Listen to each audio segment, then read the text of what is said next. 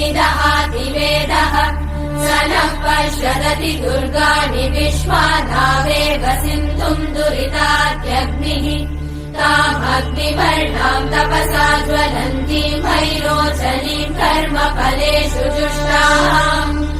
दुर्गाम् देवीगुम् शरणमहम् प्रपद्ये सुतरसि तरसे नमः अग्ने त्वम् पारयानव्यो अस्मान् स्वस्तिभिरति दुर्गाणि विश्वाः पूश्च पृथ्वी बहुला न उर्वी भवातोकायतनयाय शम्योः विश्वानि नो दुर्गः जातवेदः सिन्धुन्न नावादुरितातिवर्षि अग्ने अत्रिवन्मनसा गृणानो